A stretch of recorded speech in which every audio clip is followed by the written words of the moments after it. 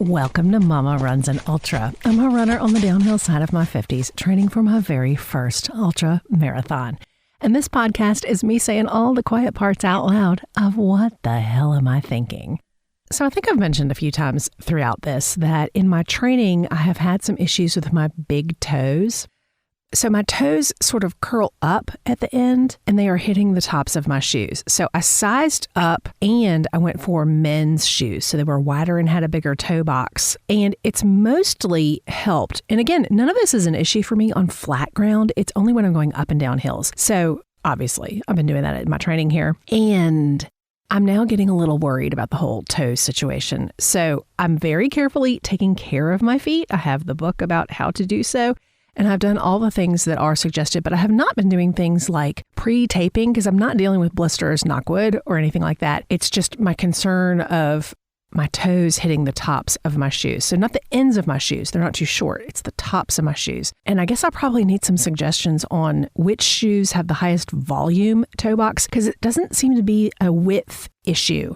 I have a pair of shoes that are those like foot-shaped shoes, you know what I'm talking about, not the toe shoes. But those, they feel good. Like it's not the width, it's how high it is from the front of the shoe to the top of my foot.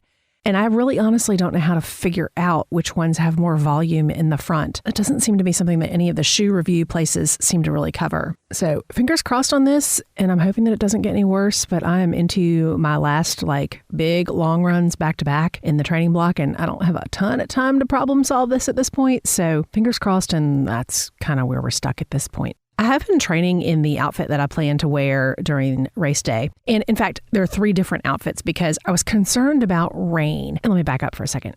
I used to normally run in like bike shorts kind of things, but as it has been hot and sweaty here in South Carolina, I discovered that after about 15 miles, I can't pull them back up again when I'm hot and sweaty and extremely tired mentally. So I've decided to stick with my regular running shorts. And I do have 2 pairs of those that I typically run in, and they are different. So I wanted to make sure I wasn't getting chafing, that there weren't just uncomfortable things around the waistband, things like that. And so I have nailed it down to these 2 pairs of regular shorts that I'm going to wear. One is a little floofier. I don't really know how to explain that. They're kind of baggy, but not in the legs. So like they don't ride up or anything. And then the other pair they're not as cute. And I'm a big fan of like bright colored clothes and cute patterns and that sort of thing. But they're really, really comfy and they're soft. So I have already packed all of my stuff for my race that's in 3 weeks?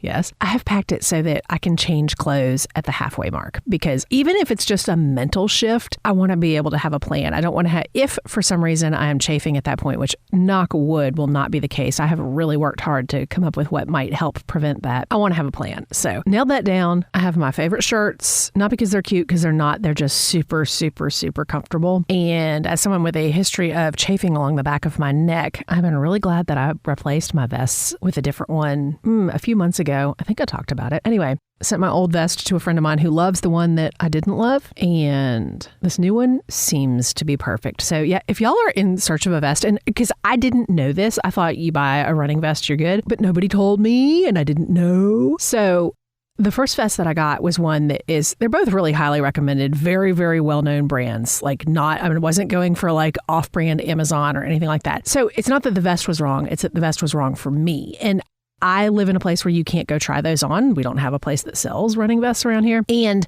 so I just ordered the most popular one that I could find from the various running boards that I'm on. And that wasn't a good idea. I didn't know though. I thought if it was a good brand, it was a good thing. And so if you are new like me and you are thinking of getting a new vest, it is absolutely worth your time to go to a place that has multiple different ones and try them on. You may feel silly, but believe me, you'll be so happy. So fill it up with stuff and stand there in the store and tighten it down and run around and see how it feels, because that empty vest doesn't give you any information of how it's going to feel when you've got all your crap in there.